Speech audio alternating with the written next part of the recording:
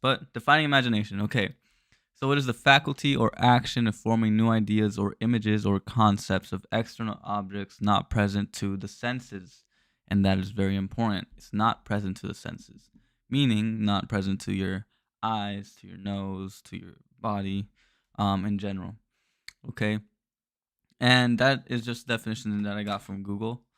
But we can really just start to, you know, we get the idea. We're just thinking with our heads. We're experiencing with our heads, with our minds. Okay, and it is the faculty responsible for visualization, and visualization and imagination are a little bit different because visualization is the act of creating. Um, Visualization is the act of using your imagination. Okay, and it's one way of many. So, your imagination is connected, is what I would like to talk about. It's connected to your dreams. And the same faculty that, or the source of your dreams, is actually also most likely the source of your imagination. Okay, and this is something that I really want people to understand because your imagination is really connected to your unconscious. Okay, and if we start to look into our dreams and our imagination, there's an intelligence deep in there. There's a source. There's an intelligence underlying all of these things. And if we can develop our imagination, we also develop our understanding of our dreams and vice versa. If you develop, your dream journaling skills or your dream recall skills, then you might also increase the vividness of your imagination. And we're going to talk about vividness soon because it is a big part of your ability to create in life. Okay. So let's continue. So, imagination is commonly understood as mind wandering.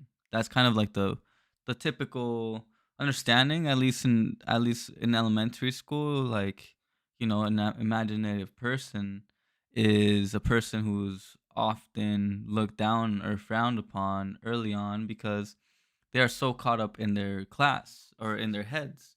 So something that I think is really important is that if you find yourself easily distracted and you're in your head, counting the sheep in class, you just have a very highly developed imagination. And the only reason it becomes a problem is because you are losing the your sense of being in the planet, being grounded. You're too up in the clouds rather than being on earth. And that is okay because we can learn to bring that down. We can learn to actually, tune in and out. And that just comes from practice. But I want people to understand that imagination is, the source of creation. So the more imaginative you are, the easier it is for you to come up with new ideas, develop greater connections between subjects, and it just gets you into this place of being connected to higher realms because your imagination is connected to your subconscious, and a lot of our inspiration comes from our imagination. Now the reason I can say this is because I've done the research on dreams. I've done the research on imagination. I've done the research on inspiration. Okay, so the greatest creators were often the ones who would be the most imaginative. Okay, and I'm talking about Einstein. He mentioned that intuition is the master and the mind is the servant, something like that.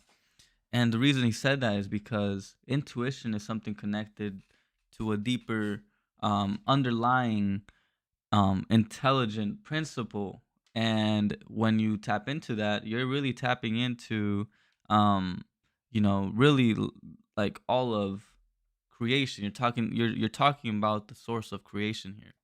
Okay, and when I say that, I think I want to expand on that point because everything that is created was imagined at one point. Looking deeper specifically at mankind, All of that which has been created from man of with man's hands were first created with man's head. Okay? They were first envisioned, and something that, to think about is that a lot of the greatest ideas just come out of nowhere. It's just it just kind of I mean, at least it seems like it comes out of nowhere. A scientist is working with a problem he's been struggling with for a long time, and so he then goes to sleep, and in his dream he just he dreams about the solution. Obviously it's in metaphor, and that's the way dreams work. But he wakes up and he's like, "Oh, I finally got it." Right? And then you suddenly get something like the benzene model. I think it was benzene. The Bohr model, Bohr, was also inspiration from dreams. Okay, there's a lot of artists out there. You know, for me, for example, there's times when I'm very connected to music. I'm a dancer, and there's times when I'm waking up from my dreams and I can hear music that literally hear it. And I'm telling you, it's something that is deep within the psyche. It's me coming just from that place. I'm waking up, going into this world again, and I can hear music. And if I knew music, if I knew how to write music and how to read music, I would be able to capture a snippet of what I remember from that, and then be able to write it down, and create a whole new song. And that's one example for me. But there's been other times. Another time where this has happened has been me. I was hanging out with a friend one time, um and they were smoking weed. So I was kind of getting, I don't know, I feel like I'm pretty sensitive to weed, so I was getting the secondhand smoke, and I guess I was also a little high. Um but we were talking, having a conversation, and we were trying to figure out this word. We were asking ourselves, what was that word? Like, we have it on the tip of our tongues. That feeling, like I know what it is, and I'm trying to remember, but I just don't know exactly what it is. Okay, and I closed my eyes, and what I did was I like tried to ask for the answer from my subconscious, and as I did that, in my imagination, the words popped up. They just like creeped up, and it became a little bit more vivid. And when that happened, I got it. There it was. The word was actually nomad, just for those who are curious. We were trying to figure out what's the person what kind of person, like, what's the label for the person that goes out and and travels and studies and doesn't really have a place to live, and it's just like a person who is on their own and stuff. And it was nomad. And I was freaked out because I was like, I've never really had it like that. I never really had it happen like that. And then it became a normal thing where, I have that story of magnesium, how my subconscious communicated to me about magnesium. And those are a few examples. So, these things that happen are just examples, or, evidence that your imagination is, the source of creation. So that's something that I really wanted to expand upon. Okay, so let's get back to the presentation. And another thing that people think about when thinking about imagination is that it's related to, it gets in the way of productivity. And that makes sense because you're distracted, you're not present, so you forget. And then, you go home and you don't remember what happened in class, and you're doing the homework, and you just say your life, right? And a lot of times people think they're just dumb, just because they're in their heads or they're not present. But it's just the thing of like they're just too, you know they're just too creative, I guess. They got to learn how to manage that, and that's what we're going to talk about. And what ends up happening though is the imagination starts to get pushed away. Like, your imagination being what your biggest tool for creation starts getting pushed away. So then, in doing so, it becomes reserved only to the artists, to the creative people, to the ones who are not good at school. Obviously that's kind of growing out, like we're kind of growing out of that now. We're kind of understanding that, your the creative, people are also very important. And a lot of the greatest minds were a mixture of creativity and, intellect.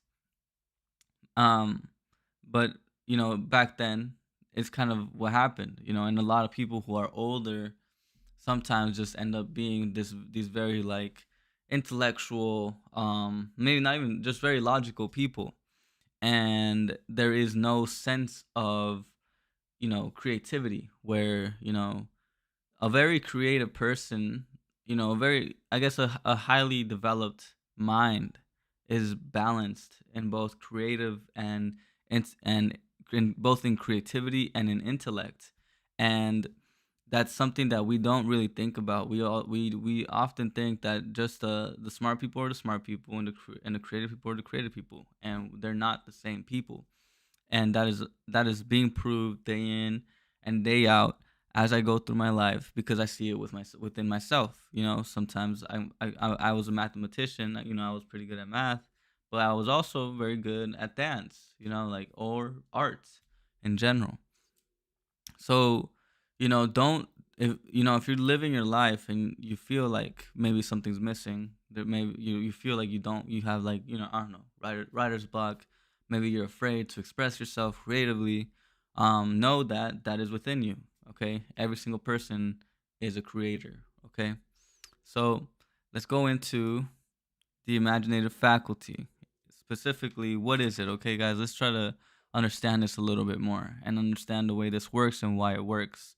So, your body does not know the difference between something that is experienced internally versus something that experienced externally. So, if you experience something with your senses, whether they be, you know, your eyes, um, your body would not know the difference if you had just imagined that same experience, um, instead. So, how does this play out? It plays out in the sense that, if you imagine a situation that is kind of negative, maybe you're worrying, maybe you're stressed out, maybe you're anxious, and you just keep running that thing in your head, over and over and over, then your body is reacting as if that thing was happening then and there. Okay, so then what you're doing is you're taking a future state, a possible state, or a past state, and you're reliving it. Okay, and this is something that Dr. Joe Dispenza talks about a lot, and I did want to include this, because maybe some people already know, but there's a lot of people that don't, and they live like they don't. And that's the most important thing, that people live like they don't know this. Okay, do you know how powerful your thoughts are? Right? Do you know how powerful your focus is? Do you know how influential your thoughts are, your emotions, all these things that you're carrying around and that you're choosing to experience? Because it is a choice, and the choice is, you have the choice always to choose what you focus on. So whether you focus on the negative or the positive, that's up to you. And know that when you do that, your body is experiencing that. Okay, know that you're living through that and you're putting yourself through that. Okay, so you can embody a future state in the present. You can bring something from the future into the now. All right, and that is really creation. Okay, this is something that I really want people to understand, where if you were to imagine, you know something in the future or something in the past, you could literally take your body there, right? And this is almost like, this kind of goes into the idea of time travel, where I guess for myself, a lot of the healing that I've gone through has been me being able to use my imagination to take me back into the past, to take me back into a memory, and to try and understand exactly what was going on. And in doing so, I embodied this state of, I'm back into that situation. So let me see what I can do to that can harmonize everything, in my head. Um maybe it was just a thought. Maybe it was a perspective, that there was a perspective that I wasn't thinking, but now I know a little better and I can put that in there. and now I can forgive people. Like, going back and forgiving, letting that go. And that is kind of what time travel would look like, instead of having, because then what happens? Let's think about this. You go back, you internalize everything completely with your imagination, and then now your body has released that emotion or has released that blockage in your head that you've been carrying. So now you are much more aligned towards where you want to be. Okay, so that's just an example, right? Like I wanted to explain that a little bit more, because we do need to understand that we can bring ourselves back into alignment in the now. Now. Okay, we can bring the future now. We can bring the past now, here with us. Okay, and this is really at the basis of a lot of law of attraction. That's why I'm gonna mention that next slide. But this is a practice of alignment. Okay, we are constantly aligning to whatever our focus is on. So the imaginative faculty is really what we're using to do so. We are creating our life through our imagination, through what we choose to focus on. Whether if it whatever is in our heads is really going to be affecting what we're how we feel, what we do, the decisions we make, etc. Okay, so understand that imagination is widely underestimated. Okay, not many people can see this as a technology. Not many people use it as a technology, and it should be. Okay. So now let's talk about law of attraction and the reticular activation system. What is the RAS? So RAS is the reticular activation system, and then we have law of attraction, which is the the trendy phrase for creation. So law of attraction is largely based off connecting a to a goal and manifesting that goal in reality. And what does that really mean? Well, law of attraction is you thinking about something that you want to create and then allowing yourself to embody the state that that specific situation would bring to you, and then living almost as if it's happened or it's happening. So, people talk a lot about different techniques. They talk about, acting as if. People talk about, um, scripting. People talk about imagining. And what I'm talking about right now is going to be about imagining. Something that I did that I found to be very helpful early on in my journey was to really question ask the deep questions, really asking myself, what are my values? What is the ideal? What is at the highest level? What is the ideal version of Jose? And really wanting to construct the person in the now. So, what would the highest version of Jose do in this situation, or what can I start doing to get there? And I'm going to give you the process right now, but I want you to understand why this is important. The network, so the reticular activation system is really the biological system that is responsible for law of attraction to work. You know, it's kind of the way I explain it is the RAS. It's a network of pathways in the brain that are responsible for focus and perspective. Basically, it's in the located near the brainstem, and the way it works is it really makes the judgment of what you focus on. So if you start thinking, I want to go eat vegetarian, or I want to turn into a vegetarian, then all of a sudden, while you're driving, you start noticing vegetarian spots. Okay. Or, I want to look for a yellow car.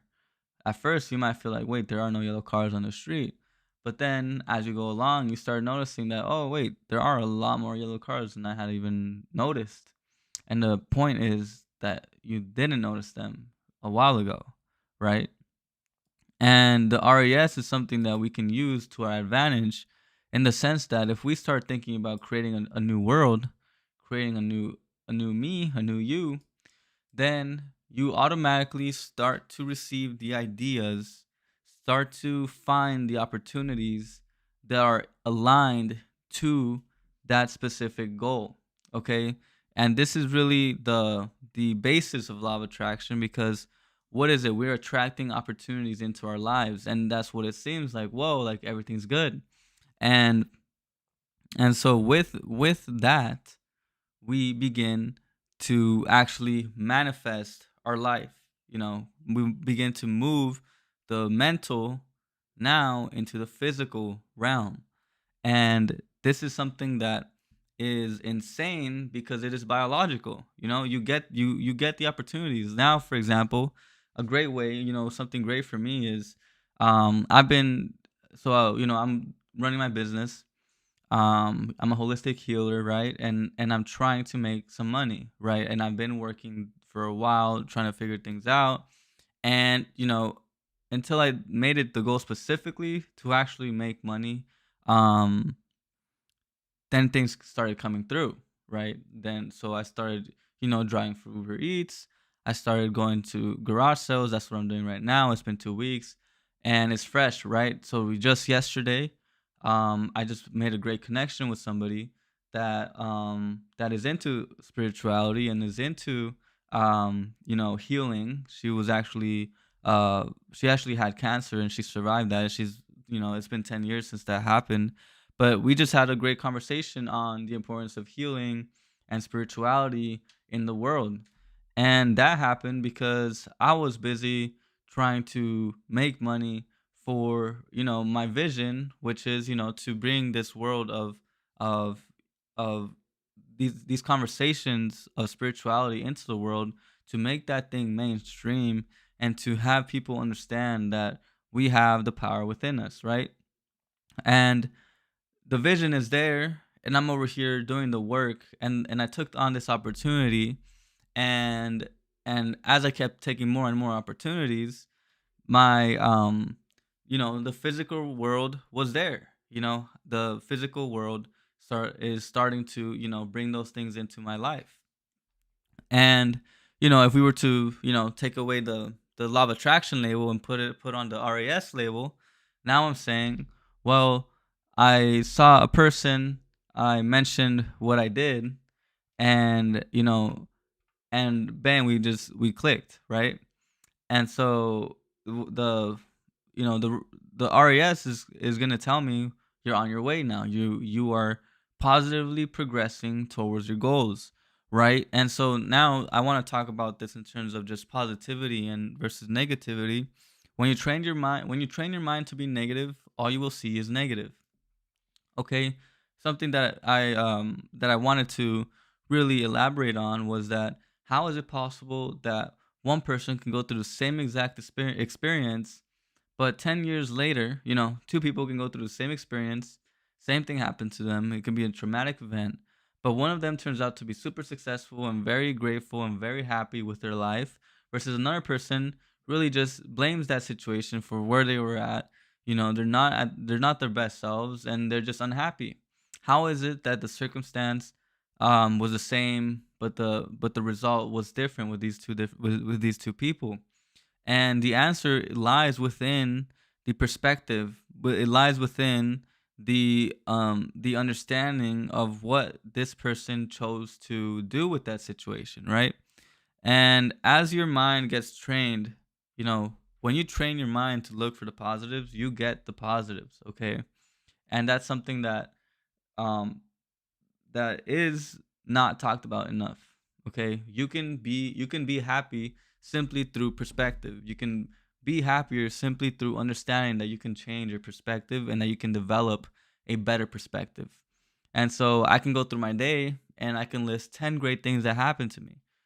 Some I got a little discount at Starbucks, or I was on time. I don't know, things like that. All those things, they build up. That's like a long-term investment, you know what I mean? This is a technology.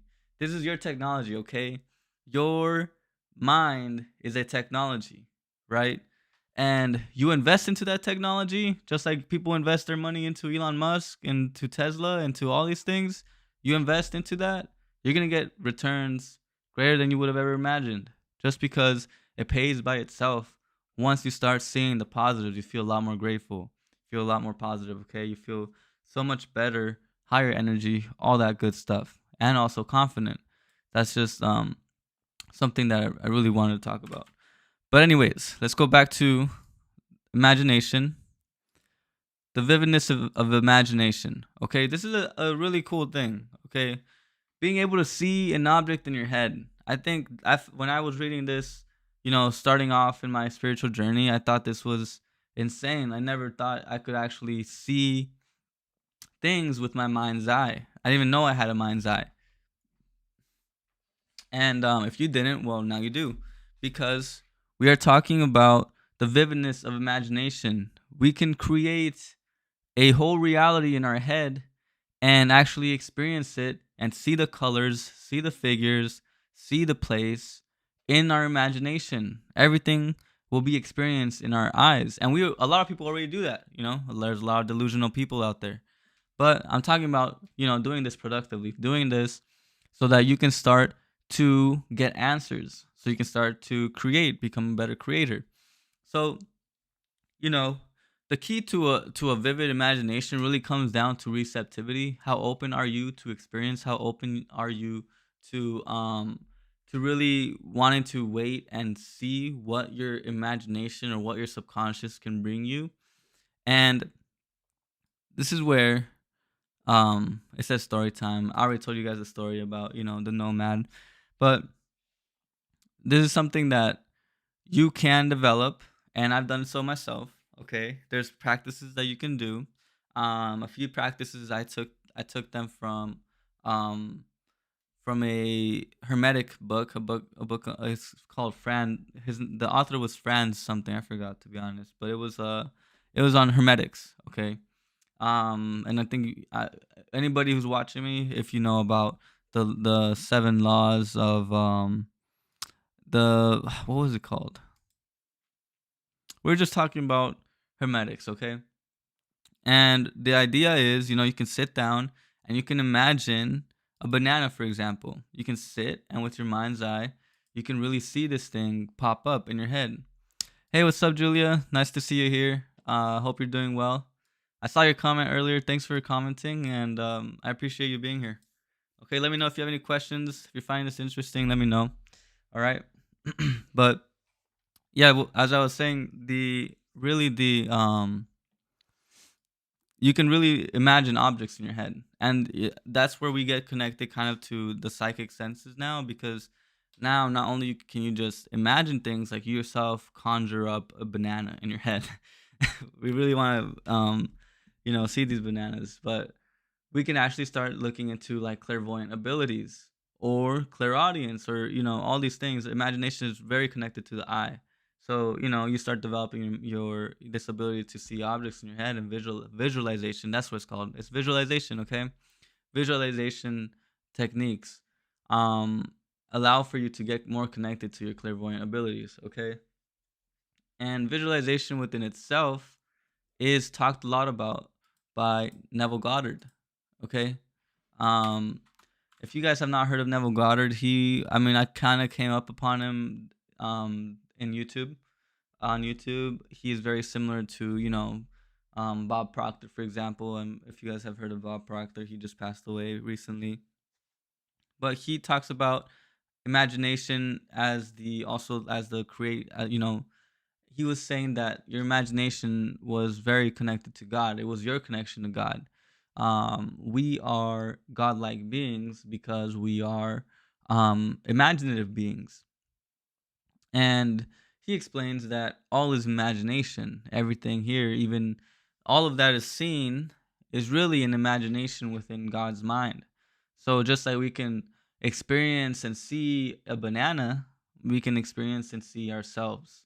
Okay, and this is really, this kind of goes really deep, because we can start talking about, philosophy, and we get into the, these questions of reality, and those people who are willing to do that, who are willing to get into those topics, they can actually start to really bend their reality, because they're taking that risk. It's like the Matrix. You start to open your mind up to possibilities, and then bam, you start creating new things. You start to see the world in a different way.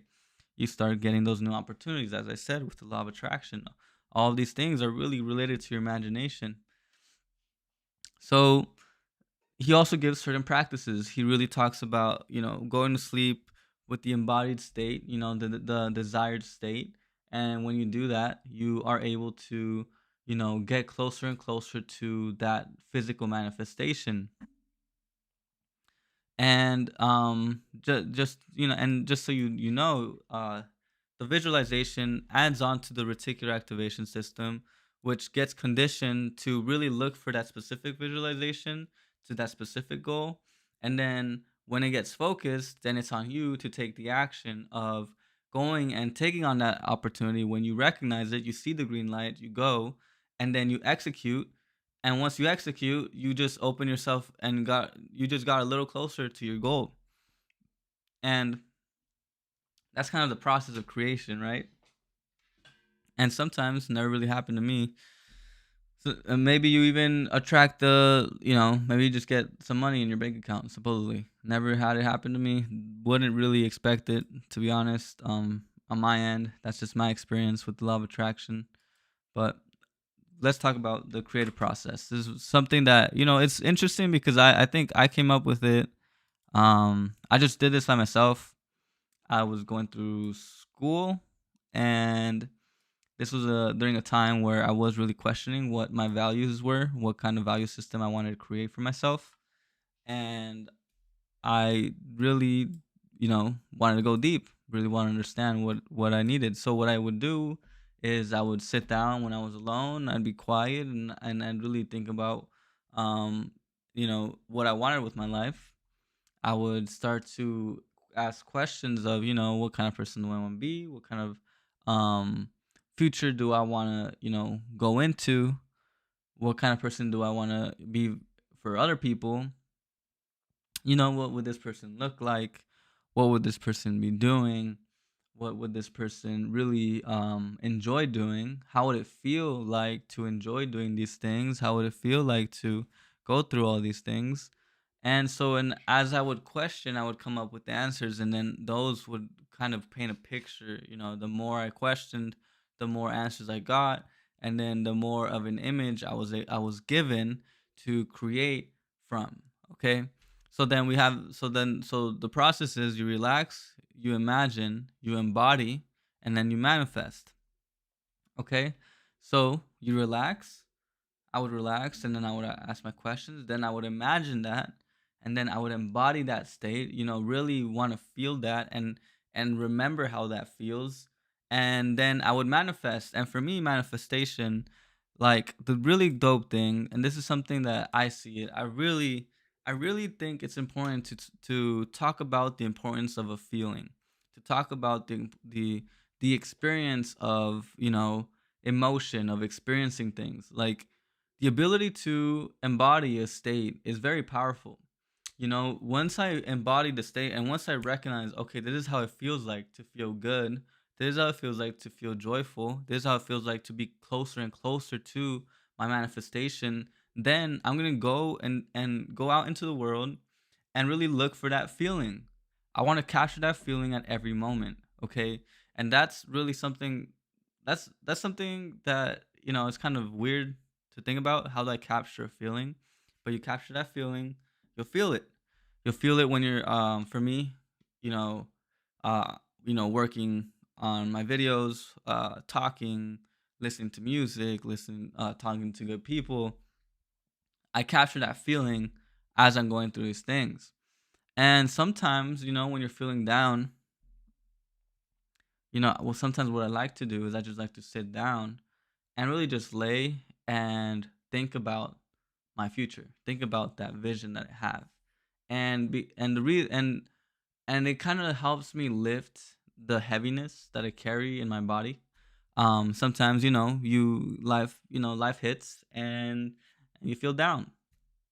But when I'm the vision that I have in my head, I know for sure that it's connected to my heart, and because it's been worked through, uh, so through years and just so many hours of just constant contemplation and work and just effort. But the vision that I have now has come into being, and it's there in my head when I need it. So when I am feeling down, I lay down and then I just start focusing on it. And with the focus, I connect. And so I allow for that feeling to just fill my body. I allow my body to just really just feel it and stay open to it. And once that happens, I could literally feel like a light just running through my body, and I feel a lot lighter. And I feel like I'm getting closer. And then guess what happens? And then a bunch of thoughts just come rushing in, and I start getting a bunch of ideas for what I need to do. I get that reminder of all the things that are on the list for me to get closer and closer to that vision.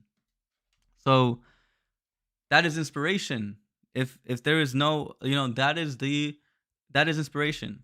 Okay, nobody can has ever taught us, nobody's ever taught us what inspiration is, but inspiration is that thing that you get when you connect to your vision, to your heart. Okay, and that comes in the form of thoughts. It comes in the form of emotions. It comes in the form of actions. It comes in the form of just the feeling.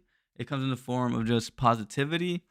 It comes in the form of love, of lightness, of you know just feeling good, right? And every time you take that in and you go through those things, the thoughts, the emotions, the actions. Every time you do that, now you just create a whole new um space for more and more inspiration to come into your life. So this is really the process of getting out of wherever you're at. You're in a negative spot and you do this, you start trying to ask your heart what it wants. Then you get the messages, right? And the reason why we are so disconnected from inspiration is because we don't listen to our hearts. We really do push it away. We don't allow ourselves to feel, and sometimes the feeling comes in a negative way. Sometimes you ask the question, and then there's something that is needed of you to get past that barrier. Maybe it's talking to that person, maybe it's saying how you feel, maybe it's doing the actual inner work. But um you're not living an inspired life if you're not connected to your heart. And if you keep pushing your heart away, then you're gonna keep and feeling down. And that's inspiration, really. And so if you guys have any questions, just let me know. Make sure to drop any questions down below. um I'm basically done with this right now with the presentation. It was a quick one. I didn't want to go I there's a lot to talk about with imagination for sure. But that's really it. I'm gonna wait like a few more minutes if anything is happening, and that should be it.